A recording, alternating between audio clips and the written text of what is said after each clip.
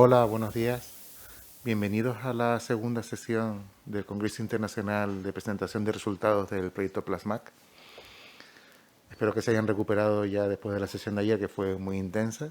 Hoy tenemos una sesión mucho más breve y con unas intervenciones que son bastante interesantes y que entran en detalle en aspectos del proyecto y de otros aspectos relacionados con el proyecto que pueden ser de mucho interés para los asistentes al Congreso. Como primera ponencia tenemos la ponencia de nuestra compañera Ana Gloria González González. Ana Gloria es técnico de protección de datos y responsable jurídico dentro de la empresa Foncatra. Es una de las últimas incorporaciones al proyecto a lo largo de todos estos años que hemos tenido. Ana Gloria es diplomada en Relaciones Laborales y graduada en Derecho y ha ejercido como abogado durante muchos años. Tiene amplia formación en legislación de protección de datos y de protección de riesgos laborales y ha ejercido en estos campos de derecho laboral, derecho de protección de datos y derecho mercantil y civil durante muchos años y trabajado para entidades como la Cámara de Comercio o la COE. Su conferencia va a tratar sobre los aspectos relativos a la aplicación del RGPD en el marco del proyecto Plasmac, que es un tema que tiene un mayor interés dentro del proyecto, ya que estamos hablando del tratamiento de una plataforma cuyo objetivo es el tratamiento de datos de una especial sensibilidad y sobre la que se ha hecho un trabajo teniendo un especial cuidado de definir cuáles son las condiciones para proteger esos datos. Y sin más, pues Ana Gloria, todo tuyo.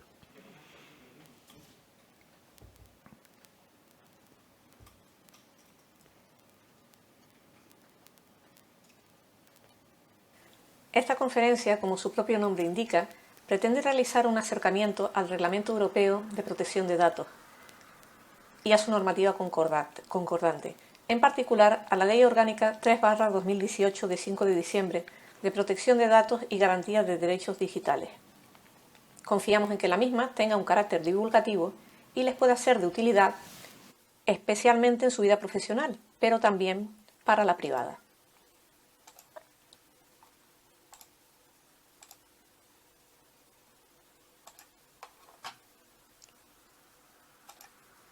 ¿Qué es la protección de datos?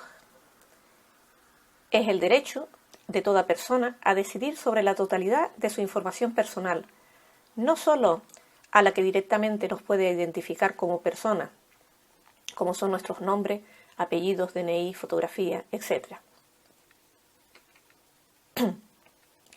Actualmente es mucho más difícil que antes el poder decidir sobre nuestros datos, porque allá donde vamos dejamos un rastro o huella digital o electrónica. Tenemos móviles, tarjetas de crédito, historias clínicas, etc. Así que es casi imposible no dejar ese rastro o huella de nuestra información.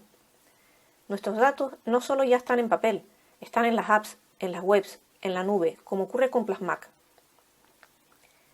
En el ámbito de la atención socioasistencial, tenemos acceso y tratamos innumerables datos de las personas usuarias del sistema, desde su cuenta bancaria hasta si son excarceladas, víctimas de violencia de género, sus ingresos, si son personas con diversidad funcional, de las características de su vivienda, etc. En definitiva, de su situación de vulnerabilidad que los hacen ser solicitantes de la asistencia social que les prestamos desde el ámbito público, y sobre los que tenemos que tener especial cuidado en el tratamiento de estos datos.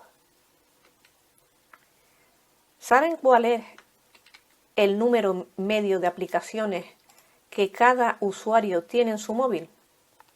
Aproximadamente 40. ¿Cuál es el motivo por el que algo tan banal como descargar e instalar una app de linterna en nuestro móvil requiere que le demos hasta 70 permisos? Bien, pues porque los datos son el petróleo del siglo XXI y obviamente luego se venden o utilizan para otros fines muy distintos de los que son la función real, que no es otra que encender y apagar el flash de la cámara del móvil. En general, los permisos que más se solicitan en las apps son ubicación, identificación del teléfono, acceso a los contactos, fotos, SMS, etc. Un 39% de ellas pide permisos excesivos y es nuestra responsabilidad concederlos o denegarlos. Muy pocas informan claramente sobre el uso que realizan de nuestra información. Nos remiten a otras páginas web con políticas de protección de datos no ajustadas a la app concreta incluso webs que solicitan un inicio de sesión. Obviamente, todo esto no es legal, pero no quiere decir que no exista en el mercado. Hemos de tener en cuenta que cuando una app pide acceso al almacenamiento del teléfono, no especifica a qué contenido en concreto va a poder entrar y puede conseguir nuestros datos de identidad cuando le damos acceso. A veces estos datos se venden a terceros. Esta app puede saber el número de teléfono al que estamos llamando, nuestra ID e incluso nuestro número de teléfono. En definitiva, cuando damos permiso a una app para acceder a nuestro móvil, le estamos facilitando una forma de que nos identifique como personas y de forma indirecta le estamos dando acceso a nuestra información. ¿No les ha ocurrido que visitan una web inmobiliaria buscando casas de alquiler, por ejemplo, y luego leen la prensa online y les salen anuncios con diferentes casas que se alquilan? ¿Casualidad? En absoluto. Al igual que con los datos de las apps, aceptar las condiciones de uso de las webs conlleva que luego nos puedan hacer publicidad o que cedan nuestra información a un tercero, por ejemplo, a una de las inmobiliarias que visitamos. Conforme leemos el periódico online, nos salen esos anuncios y cuando clicamos en la publicidad de las casas, el periódico gana dinero con nuestros datos. Por tanto, se debe tener especial cuidado al descargar una app y al navegar por Internet. Debemos leer las políticas de privacidad y solo descargar o acceder si somos plenamente conscientes y estamos conformes con las finalidades de uso de nuestros datos.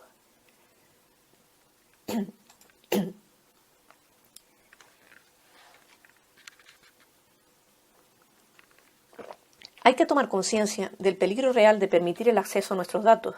Potencialmente, este peligro incluye el que nos activen el micro o la cámara, pero este no es un peligro solo del móvil, como veremos en un momento. Hemos de tener en cuenta que nuestro móvil almacena sobre nosotros muchísima información: cuenta de correo electrónico, contactos y sus teléfonos y mails asociados, fotos, historial de datos de navegación, donde aparecen cientos de datos nuestros, información sobre nuestros perfiles en redes sociales, etc. Ejemplos de lo que se puede hacer con un uso inadecuado de nuestros datos móviles pueden ser, en el ámbito de recursos humanos, para elegir a quién contratar y a quién descartar.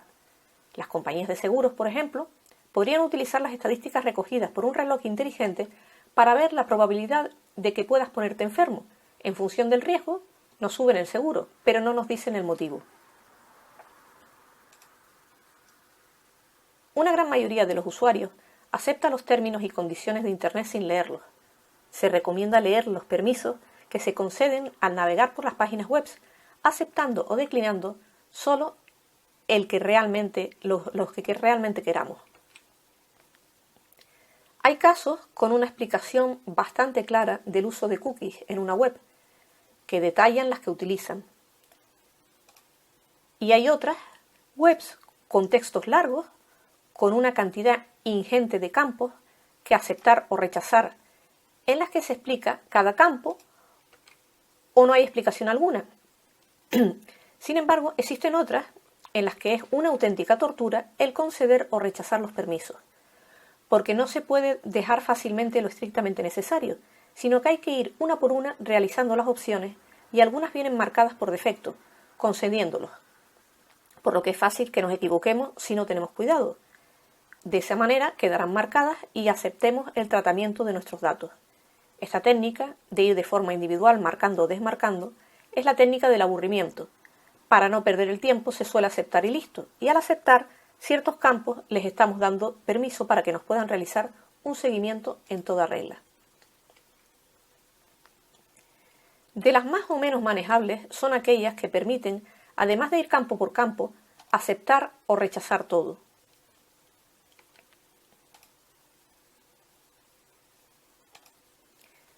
Otros riesgos de utilización de nuestros datos y de invasión de nuestra privacidad pueden darse con los Smart TV. Los televisores inteligentes a menudo esconden que pueden escuchar y registrar todo lo que ocurre a su alrededor. Sin lugar a dudas, lo mismo ocurre con los asistentes virtuales. De hecho, la compañía Amazon de Alexa ha reconocido que guarda grabaciones de las conversaciones por defecto y de manera indefinida hasta que son eliminadas por los usuarios. E inclusive los robots inteligentes no es ya solo que vendan los planos de nuestra casa, sino que dispongan de ellos en servidores poco seguros. Ya se han dado casos del hackeo de datos y con ellos saber si estamos o no en casa, y entrar a robar cuando los amigos de lo ajeno saben que no estamos. Esta es la parte de la tecnología que no nos gusta ver, pero que está ahí. Con esta introducción al concepto de datos personales, vemos que se necesitaba una normativa que nos ayudase a garantizar los derechos y las libertades de las personas, poniendo límites o barreras al uso de los datos de carácter personal. ¿Cuál es esta normativa? El Reglamento Europeo de Protección de Datos. Ayer, 25 de mayo de 2021, hemos celebrado el 5º aniversario de su vigencia y el próximo día 28 celebraremos el 3er aniversario de su plena aplicación, el cual conlleva una enorme armonización legislativa, que no es otra cosa que compatibilizar la legislación europea con la de los Estados miembros para evitar conflictos en la materia. El reglamento, por tanto, desplazó a las normas nacionales en materia de protección de datos. ¿Podemos los Estados miembros de la Unión Europea tener regulación adicional en protección de datos a la dada por el reglamento? Pues sí. El reglamento nos permite cierta regulación para ajustarlo a nuestro marco jurídico. Por ejemplo, en España se acopló la potestad sancionadora de las administraciones públicas con la del reglamento a través de la Ley Orgánica de Protección de Datos y Garantía de Derechos Digitales. También la legislación portuguesa complementó y completó el reglamento europeo en su ordenamiento jurídico, lo cual hizo a través de la Ley 58/2019 de 8 de agosto, Ley de Protección de Datos Personales. ¿A quiénes se les aplica este reglamento? A responsables y encargados de tratamiento de los datos de carácter personal, relativos a cualquier tipo de oferta de bienes y servicios, exista o no contraprestación económica, a cualquier asunto relacionado con el análisis o control del comportamiento de las personas y a cualquier persona que esté en el espacio europeo, no solo a sus residentes legales, sino a cualquiera que esté en el territorio europeo.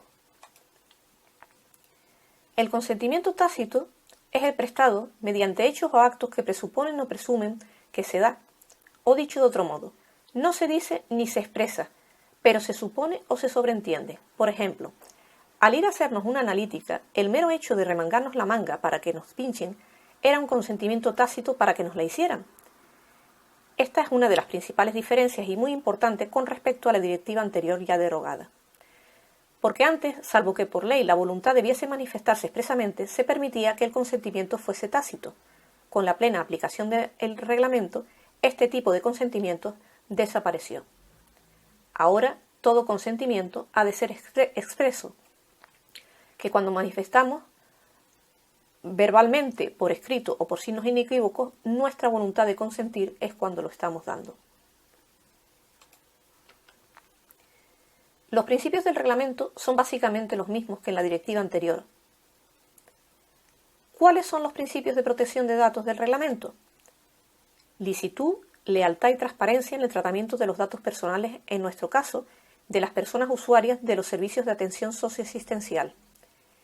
Limitación de la finalidad. En el caso de Plasmac, como su finalidad inicial es la prestación canaria de inserción, los datos solo podrán tratarse para la PCI, por lo que no podrán tratarse para otros fines. Minimización. Solo se pueden recabar los datos estrictamente necesarios para cumplir con la finalidad del tratamiento. No podemos, por ejemplo, para tramitar una PCI, preguntarle al usuario o a la usuaria sobre su comida favorita. Esto no es un dato relevante, ni tiene nada que ver con la percepción de la PCI. Exactitud y actualización de los datos en todo momento. Integridad y confidencialidad, garantizándose su adecuada seguridad y protección de que se traten de forma ilícita o no autorizada, contra su pérdida, destrucción o daño accidental. Hay que protegerlos de todas estas circunstancias. Limitación del plazo de conservación. Solo por el tiempo necesario para su finalidad. No se deben de mantener más tiempo del preciso.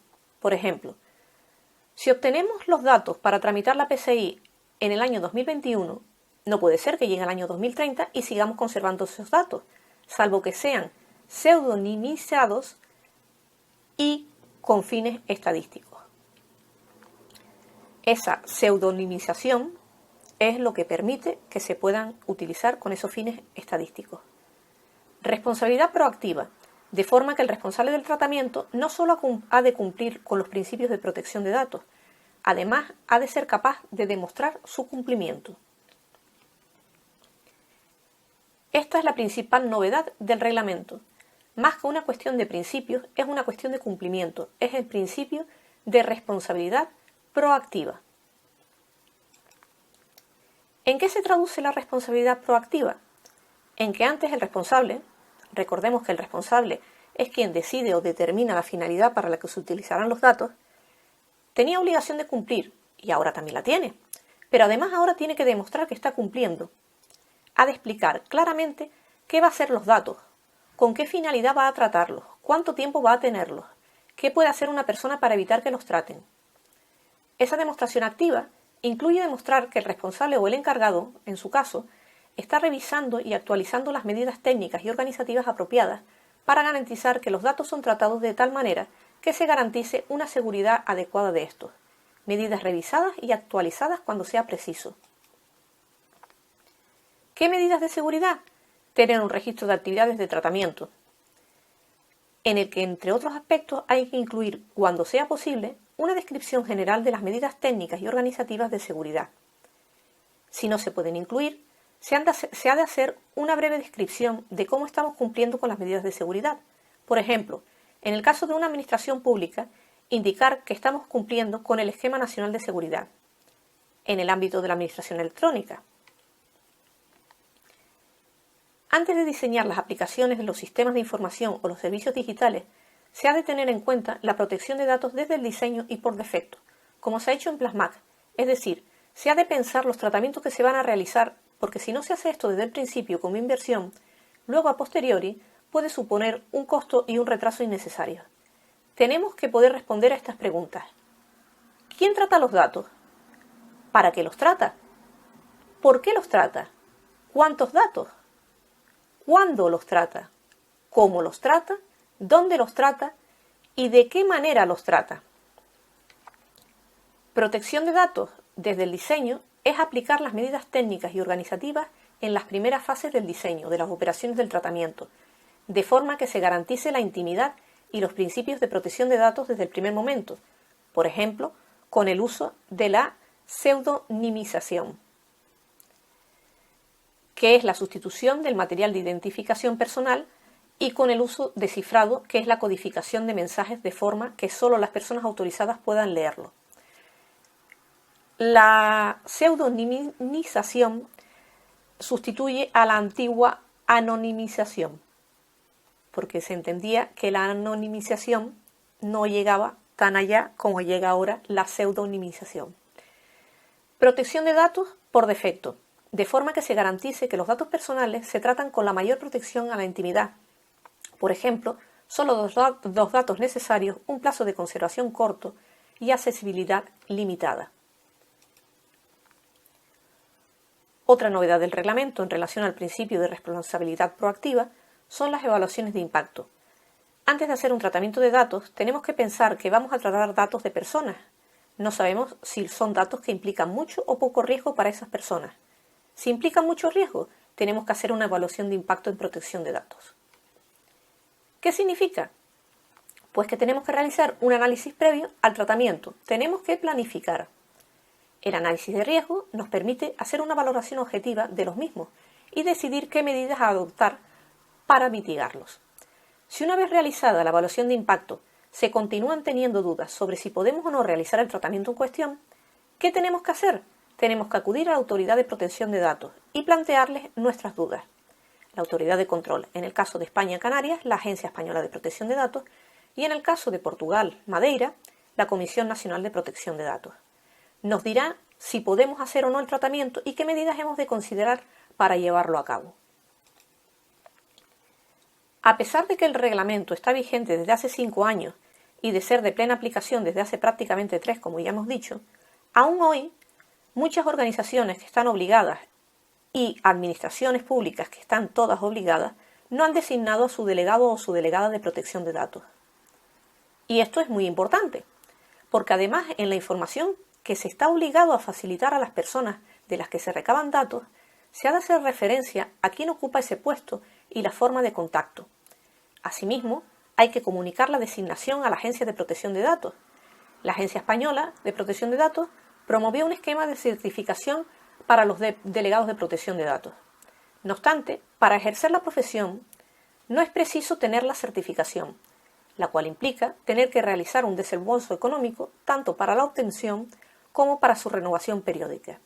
Lo que sí es extremadamente recomendable es que los delegados de protección de datos y las delegadas de protección de datos podamos acreditar que poseemos la formación específica de los contenidos establecidos por la Agencia Española de Protección de Datos, los denominados dominios 1, 2 y 3.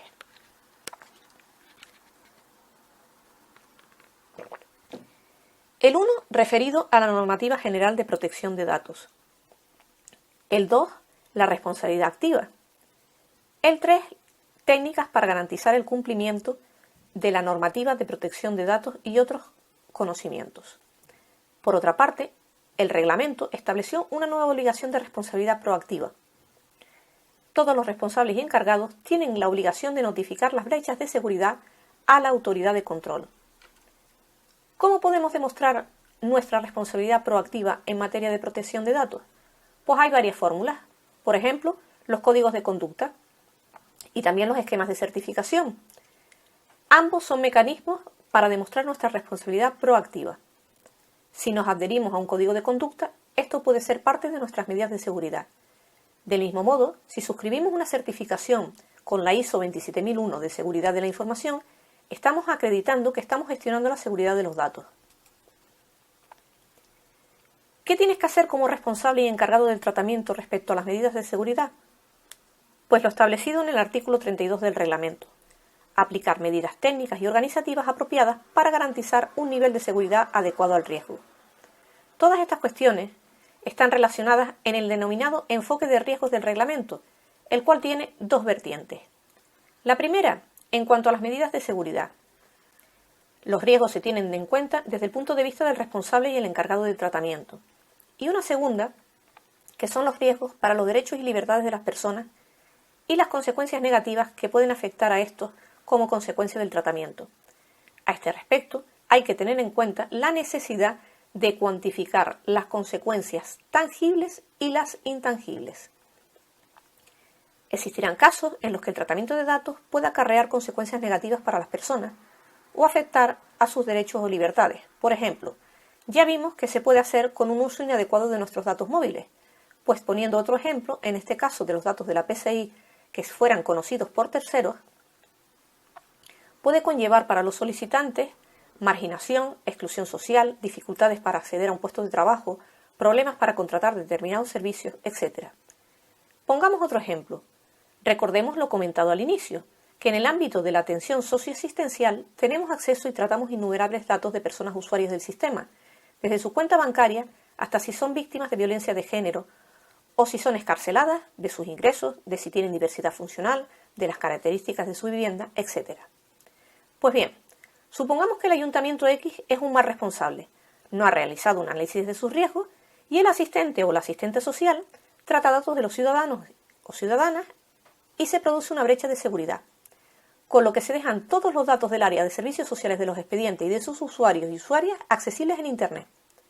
Sería una vulneración muy grave porque eso afectaría a esas personas, pero no solo de manera directa, sino también indirecta, porque posiblemente algunas de esas personas tendrían más dificultades a la hora de contratar un seguro médico, porque si la aseguradora X ve que esa persona le va a ser poco o nada rentable, pues puede que no le suscriba la póliza.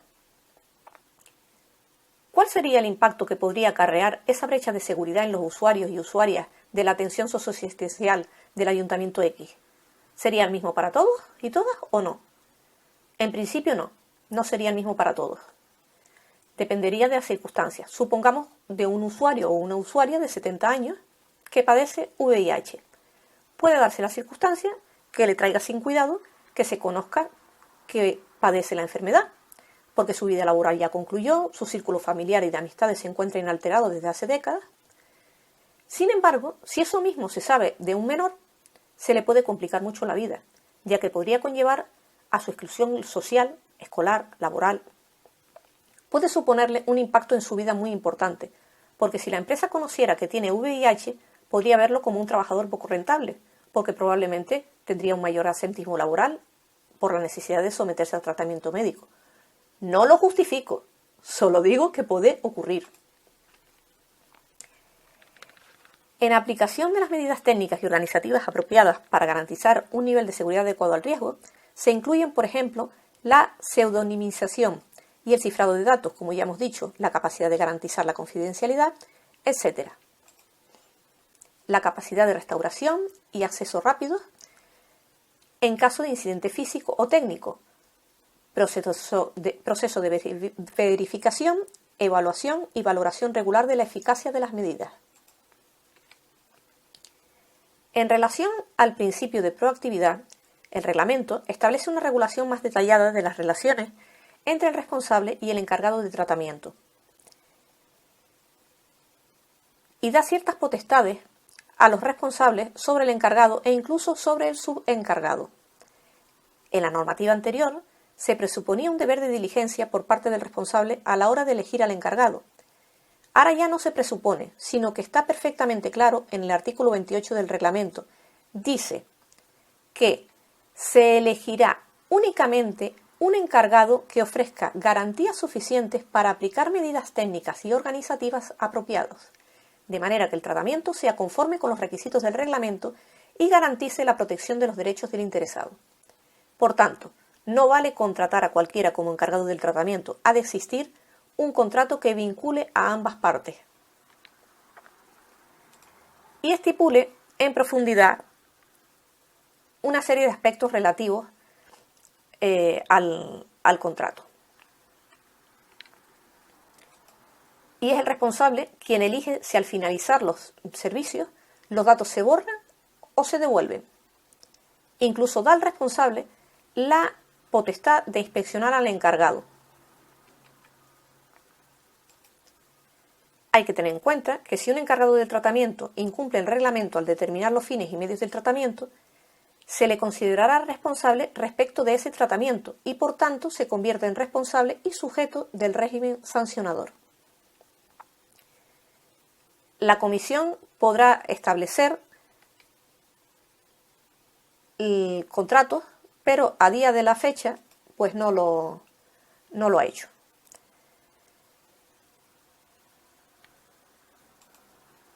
Solo se puede considerar una transferencia internacional de datos cuando los datos se envían fuera del espacio económico europeo. Por ejemplo, en este evento, aunque se hayan enviado datos de Madeira a Canarias y viceversa, no se ha producido una transferencia internacional de datos, porque somos parte del espacio económico europeo. A priori, podríamos pensar que las transferencias internacionales son poco habituales en el ámbito de la administración pública, pero esto no es así. El uso cada vez más frecuente de las tecnologías de la información y de la comunicación o la generalización de los servicios en la nube se prestan utilizando servidores y maquinaria que pueden estar físicamente ubicadas en cualquier lugar del planeta, como ocurre con Plasmac, que está en la nube. Es la plataforma en la nube. Lo que supone un aumento de las posibilidades de que la transferencia de datos se dé fuera del espacio económico europeo.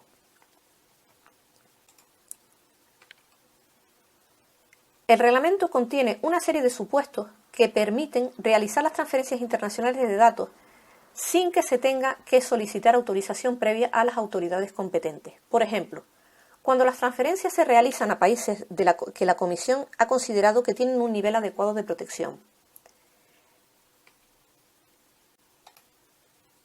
El artículo 45.2 del reglamento hay un listado de las medidas que se pueden aportar sin requerir autorización expresa por la autoridad de control. También el artículo 45.3 del reglamento da un listado de las garantías que pueden aportarse, siempre que haya autorización de la autoridad de control competente. E instrumentos jurídicamente vinculantes y ejecutables entre autoridades u organismos públicos. También existe la posibilidad del interés legítimo de las que se amplían las excepciones, pero que habría que analizar específicamente caso por caso.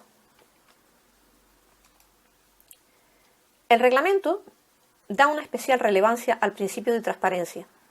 Los interesados deben estar informados con carácter previo a prestar el consentimiento. Por tanto, se les ha de comunicar la finalidad para la que se tratarán sus datos, solo para la finalidad determinada y bajo unas concretas condiciones de las que habrá sido previamente informado. Cómo va a usarse dicha información, quién la va a usar y cuáles son los derechos que les amparan en relación a los datos personales que les concierne. Visto de modo práctico, en Plasmac ha de hacerse saber a los usuarios de la PCI que el tratamiento consistirá en gestión de expedientes para la concesión, revisión de oficio o instancia de parte o renovación de la prestación canaria de inserción, cuya tramitación corresponde a la Dirección General de Derechos Sociales e Inmigración, gestión de la nómina de las personas beneficiarias de las ayudas y, en su caso, de procedimientos de reintegro de cantidades indebidamente percibidas. También se tiene derecho a saber dónde va a quedar archivada la información de sus datos, bajo responsabilidad de quién, y que les asiste el derecho a cancelar el consentimiento e incluso el derecho al olvido, que es el mismo que teníamos antes de derecho a oposición, pero aplicado a los buscadores. Los derechos de los interesados con la anterior regulación normativa eran conocidos como derechos ARCO: acceso, rectificación, cancelación y oposición. No existiendo como tal actualmente el derecho de cancelación, por ende, jurídicamente, bajo nuestro punto de vista, es incorrecto continuar utilizando ese acrónimo. Actualmente, los derechos de los interesados son acceso, rectificación, supresión o derecho al olvido, limitación del tratamiento, oposición y portabilidad. En consecuencia, en caso de querer utilizar algún acrónimo, es más correcto utilizar el poco extendido de momento ARSULIPO.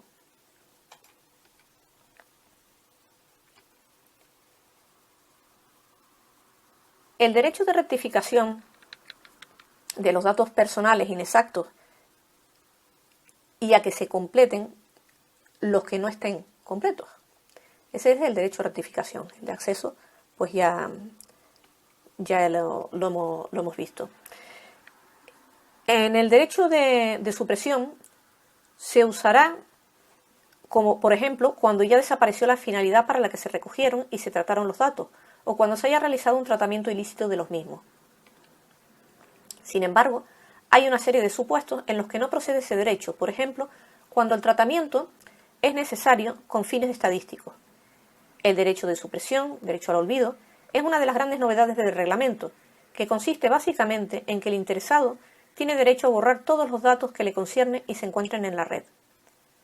Una de las novedades introducidas por la Ley de Protección de Datos y Garantía de Derechos Digitales es que establece determinadas reglas en relación a los anuncios publicados en boletines oficiales y la publicación de actos administrativos que contengan datos personales identificativos de los interesados. En concreto, se dispone que se añadan unas cifras numéricas aleatorias, 4, al poner los documentos de identidad de las personas. En ningún caso deben publicarse nombre y apellidos de manera conjunta con el número de identidad completo.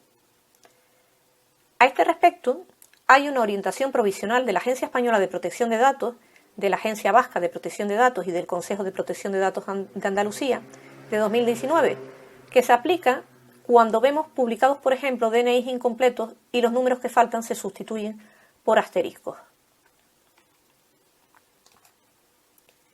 Tenemos el derecho de limitación del tratamiento, que también puede ser solicitado por los interesados.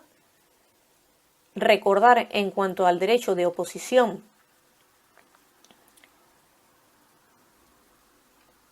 el derecho de oposición, que está recogido en los artículos 21 y 22 del reglamento y en el artículo 18 de la Ley Orgánica de Protección de Datos y Garantía de Derechos Digitales, por los que el interesado puede oponerse en cualquier momento al tratamiento de datos realizados por el responsable, solicitándole al mismo por motivos relacionados con su situación personal, que debe cesar el tratamiento de los datos personales, incluida la elaboración de perfiles, salvo que se acrediten motivos legítimos imperiosos para que el tratamiento que prevalezca sobre los intereses, derechos y libertades del interesado o para la formulación del ejercicio o la defensa de reclamaciones. Luego tenemos el nuevo derecho de portabilidad. Respecto a este derecho, y a modo aclaratorio, en el ámbito público conviene acudir al dictamen 54/2018 de la Autoridad Catalana de Protección de Datos del 22 de octubre de 2018, que contesta una serie de preguntas a raíz de una consulta formulada por un ayuntamiento. Por una parte, ¿procede la atención de las solicitudes formuladas por los interesados del ejercicio de derechos de portabilidad en el ámbito del ayuntamiento? Se trataría de analizar si el tratamiento que ha generado el ejercicio del derecho tiene una base legítima. Está automatizado para determinar si existe obligación de atender las posibles peticiones de portabilidad. Es una práctica recomendable desarrollar procesos para responder automáticamente a las solicitudes de portabilidad, siguiendo los principios que rigen este derecho. Otra pregunta sería, ¿es necesario que en los correspondientes documentos administrativos elaborados por el ayuntamiento dirigidos a la ciudadanía se indique en la cláusula informativa de la protección de datos la posibilidad de ejercitar este derecho de portabilidad? Efectivamente, se deben de explicar claramente las tipologías de datos que un interesado puede recibir utilizando el derecho de portabilidad de los datos en esa cláusula informativa. El artículo 8.1 del reglamento relativo a las condiciones aplicables al consentimiento del niño en relación con los servicios de la sociedad de la información establece la edad mínima para que los menores presten por sí mismos el consentimiento en 16 años. En el apartado 2 del mismo artículo se permite que los Estados miembros establezcan una edad inferior, pero nunca por debajo de los 13 años. Bien, pues el artículo 7.1 de nuestra Ley Orgánica de Protección de Datos y Garantía de Derechos Digitales fija la edad para prestar el consentimiento por sí mismo de los menores en 14 años. En el caso de menores entre 0 y 13 años, el consentimiento deberá ser prestado por quien ostente la patria potestad o tutela del menor.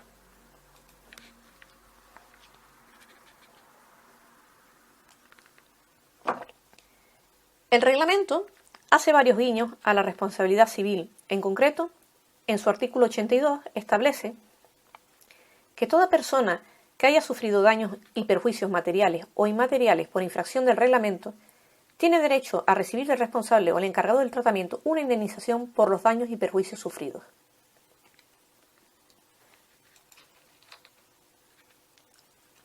El reglamento supone nuevas implicaciones para las autoridades de control. Un nuevo modelo de supervisión que es una complejidad añadida, puesto que nos hemos de poner de acuerdo todos a nivel europeo. ¿Cómo nos coordinábamos con la legislación anterior? Pues existía en Bruselas el denominado Grupo de Trabajo del artículo 29, conocido como GT29. Con el reglamento se puso en marcha la ventanilla única.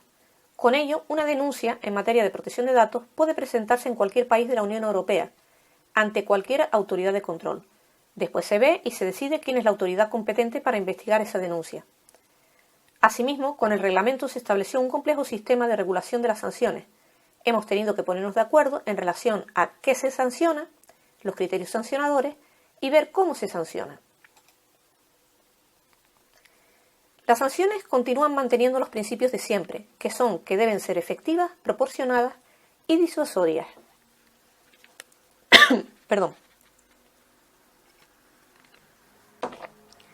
Moduladas en función de las circunstancias de cada caso individual, y ha de haber una relación lógica entre los hechos y la sanción.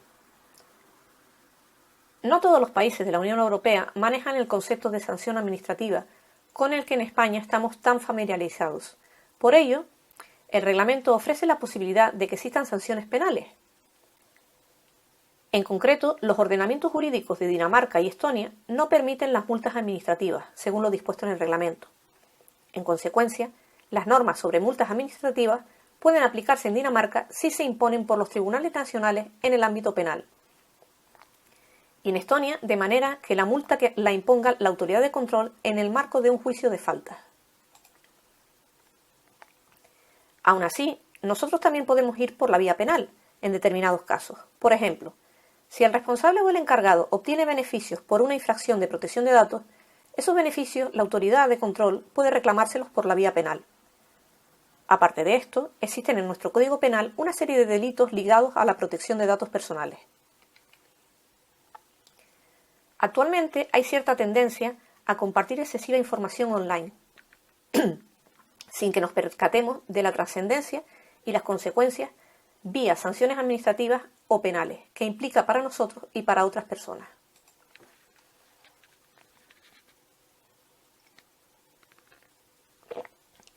La ignorancia de la ley no exime de su cumplimiento, es un principio general del derecho. Bien, pues cuando accedemos sin autorización a la información de otras personas o difundimos a sabiendas que ha sido obtenida de manera ilícita, además de estar vulnerando la intimidad, podemos estar cometiendo un delito de descubrimiento y revelación de secretos. Espiar el contenido del móvil de la pareja es un delito, como también lo es acceder al teléfono móvil y o a la cuenta de correo electrónico de otra persona sin su consentimiento para conocer mensajes, conversaciones de carácter absolutamente privado y particular, etc. Instalar programas espías, facilitar datos de terceros a terceros de otras personas, obtenidos de registros oficiales de acceso restringido, acceder a información personal de terceros como situaciones de vulnerabilidad, etc., aprovechándose para ello de la posición o condición ocupada. Publicar sin autorización del interesado sus fotos, vídeos o audios privados. Bueno, pues cuando ocurren estas cuestiones, no solo se está vulnerando la normativa de protección de datos de carácter personal, sino que además se puede estar cometiendo uno o varios delitos, como puedan ser los de descubrimiento y revelación de secretos, y contra la integridad moral, aunque no se sea consciente de ello ni de la gravedad de los mismos. El reglamento diferencia las sanciones en leves, graves y muy graves para fijar la cuantía de las mismas, de las sanciones. La Ley Orgánica de Protección de Datos y Garantía de Derechos Digitales sigue esta categoría a meros efectos de determinar los plazos de prescripción.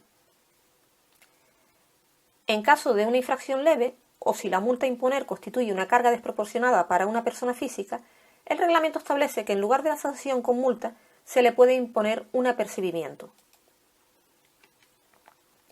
Tenemos el cuadro de las multas. Las multas son importantes, mucho más que con la normativa anterior, en la que se quedaba a la discrecionalidad de cada país y en la que España llegaba hasta los 600.000 euros. Ahora sí que son considerables. Evidentemente, estas multas de hasta 20 millones o el 4% del volumen de negocio va para las grandes empresas. Hasta ahora, a algunas empresas les resultaba más rentable hacer frente a las multas de la Agencia Española de Protección de Datos que adecuar su tratamiento para que éste fuera lícito. Pues con esta cuantía de sanciones tan elevada se pretende evitar que la comisión de la infracción salga rentable.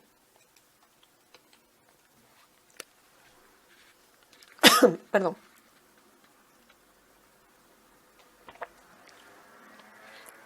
Si se preguntan si en su calidad de empleados públicos, si puede haber sanción contra ustedes, si realizan un incorrecto tratamiento de los datos y si el reglamento contempla sanciones que no sean un mero apercibimiento por la realización de un tratamiento inadecuado como empleados públicos, la respuesta es que la Agencia Española de Protección de Datos puede sancionarte como funcionario por un procedimiento de infracción.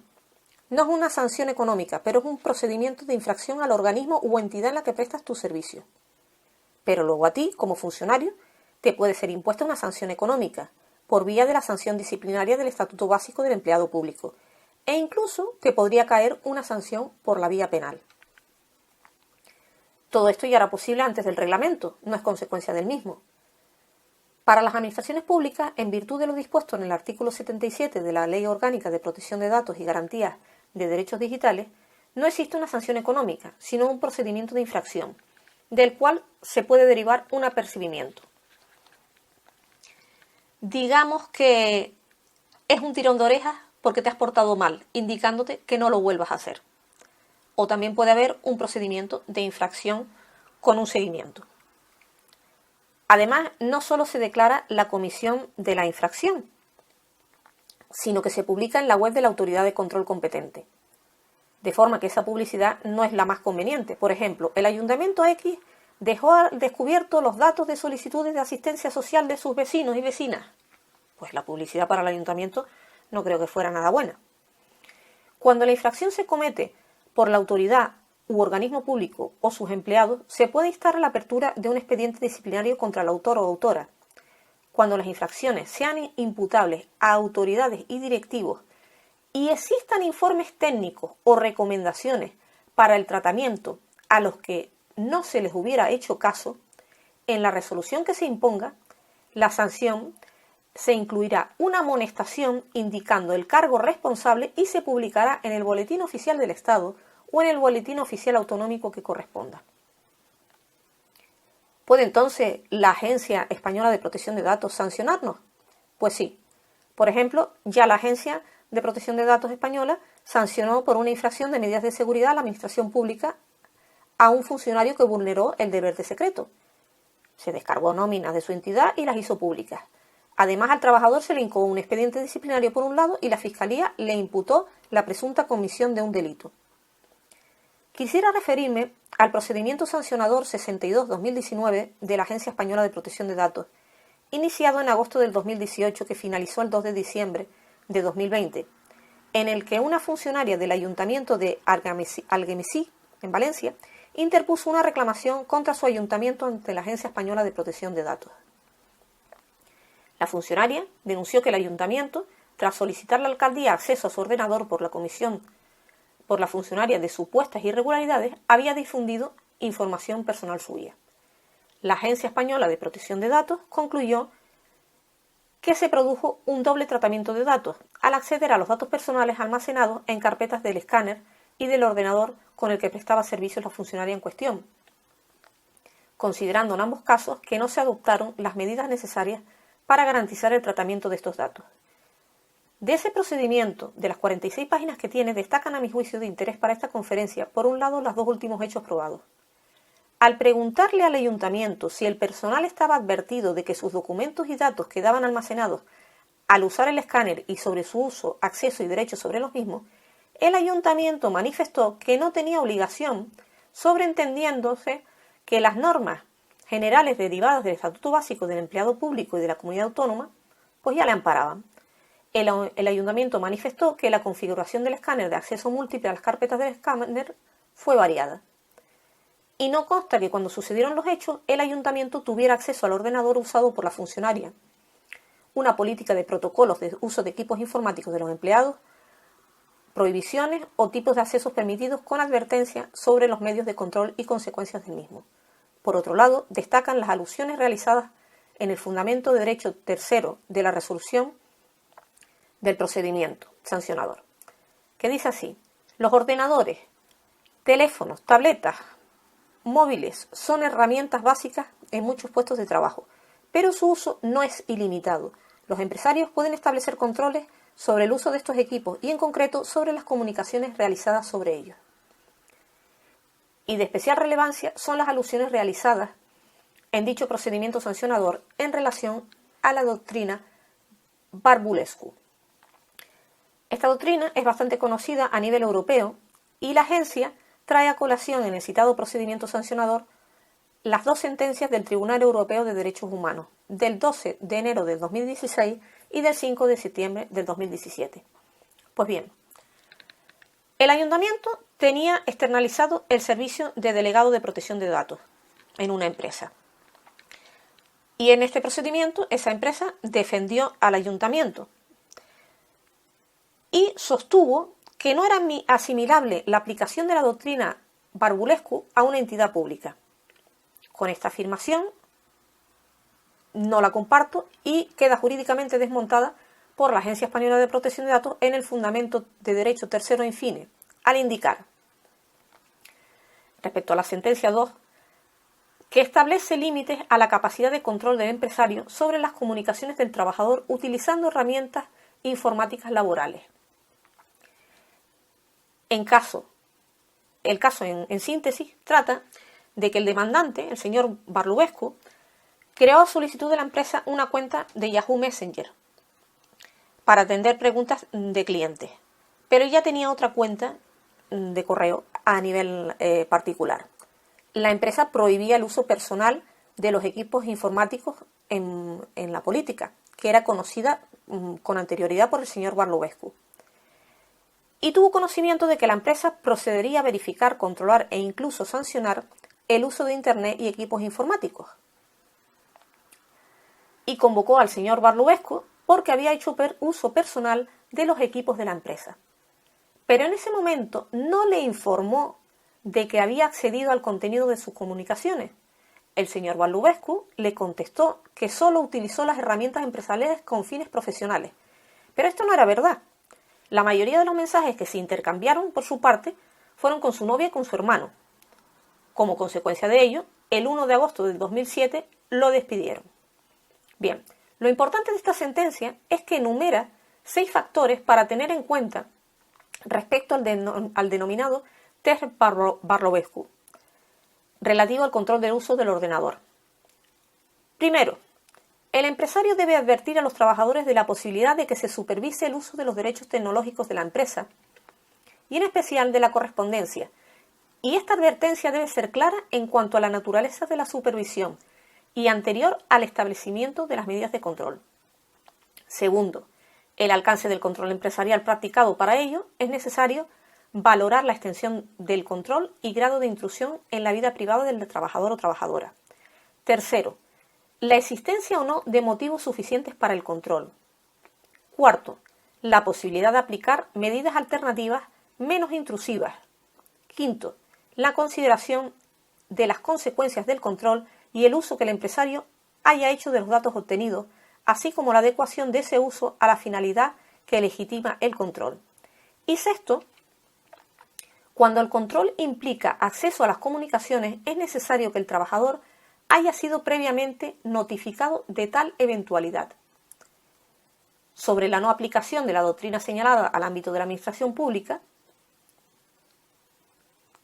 se concluye que dado que hasta la entrada en vigor del Reglamento Europeo de Protección de Datos no existe una normativa específica que se refiera al control de los medios puestos a disposición de los empleados, es razonable la extensión de los principios de la sentencia Barlovescu al ámbito que se examina, pues se trata de un principio general aplicable al tratamiento de datos, el estar informado de los datos propios que se van a tratar, de su uso y de su finalidad y alcance, y de que se pueden ejercitar frente a esa recogida y uso datos de derechos que establezca la normativa.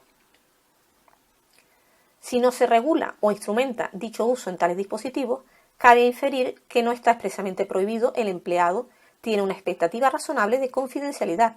Esta expectativa razonable puede ser destruida cuando se establezca que el empleador ha prohibido expresamente el uso para fines privados de los dispositivos digitales facilitados. En todo caso, dicha prohibición debe ser debidamente informado. Con este análisis final no pretendo dar alas a posibles incumplimientos de los empleados y empleadas públicas, sino poner de manifiesto la necesidad de que las distintas administraciones públicas, en sentido amplio de la palabra, cuenten con un delegado o una delegada de protección de datos que sobre todo posea formación jurídica al efecto, puesto que se trata de hacer cumplir la ley. Velan porque no se produzca incumplimientos en la normativa vigente de protección de datos. En más ocasiones de las deseables, se recurre a una externalización de la figura del delegado de protección de datos o la delegada de protección de datos bajo la supuesta premisa de la reducción de costes, obviándose por un lado que en muchas ocasiones lo barato sale caro, así como que su independencia está garantizada por ley. Se ha de evitar que él o la delegada de protección de datos incurra en incompatibilidades.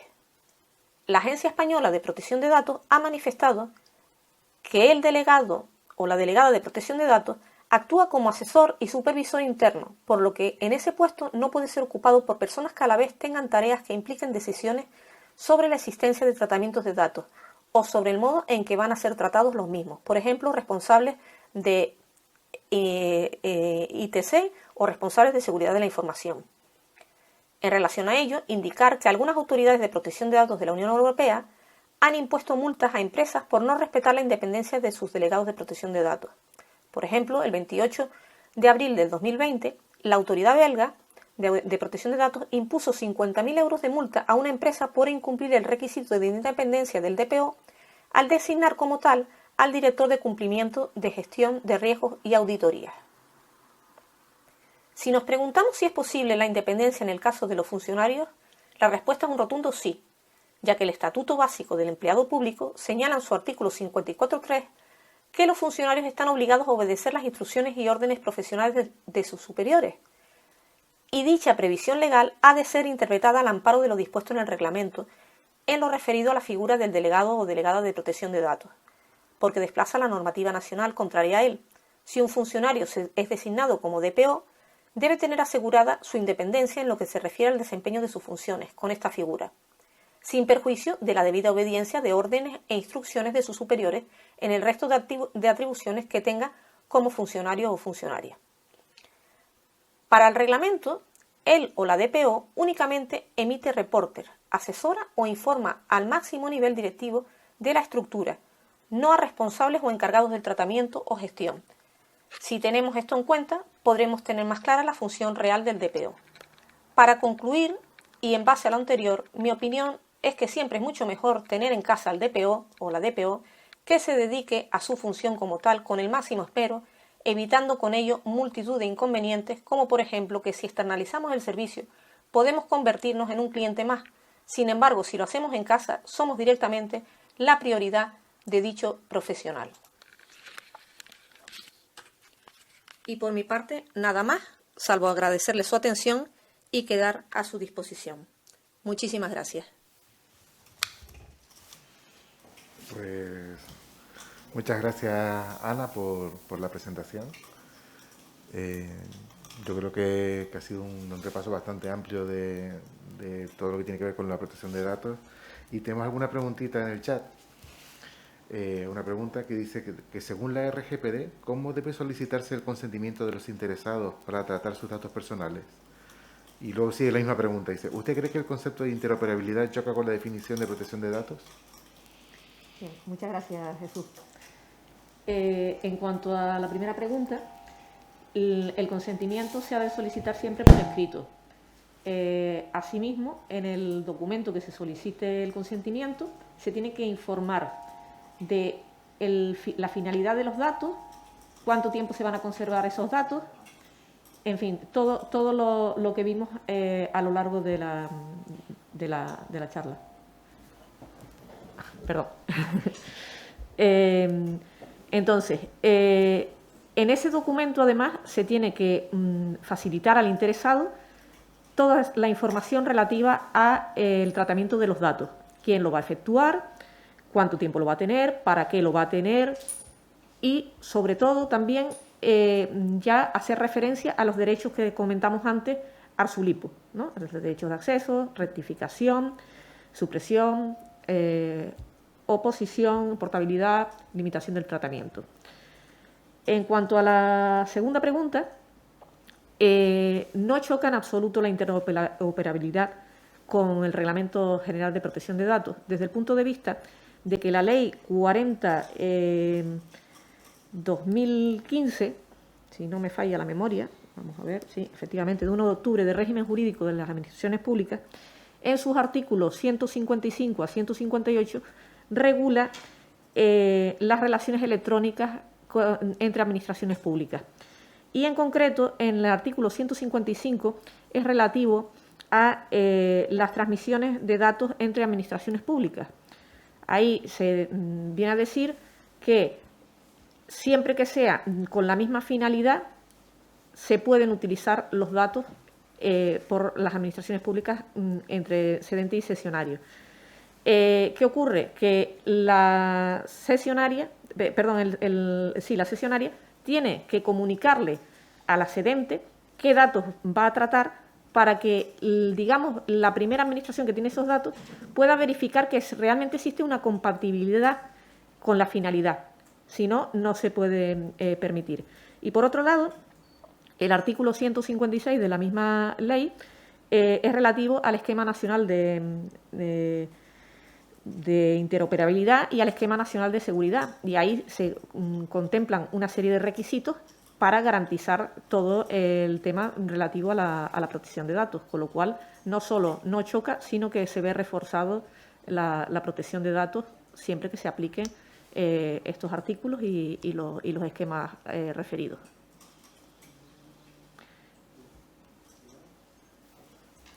Pues muy bien. De momento no hay... Bueno, hay una una última pregunta que ahora que ha llegado aquí. ¿Se ajusta a normativa solicitar el consentimiento expreso del uso de datos e imagen a través de clic de un formulario de Google? Siempre que se ponga todo como es debido en ese formulario de Google, sí se ajustaría. Claro, ahí tiene que, es un símil con lo que puse al principio en la introducción de las páginas web. Ahí tiene que venir la finalidad, para qué se va a tratar esos derechos de imagen, y hay que mirarlo muy bien, porque si eso va a quedar también en la red, se puede ejercitar el derecho al olvido que hablábamos antes. De hecho, los principales buscadores como Yahoo, Bing y Google tienen sus propios formularios para ejercitar los derechos. Si no se atienden los derechos ejercitados por los interesados ante esos buscadores, siempre se puede acudir ante la autoridad de control a poner la correspondiente denuncia. Pues muy bien, pues muchas gracias.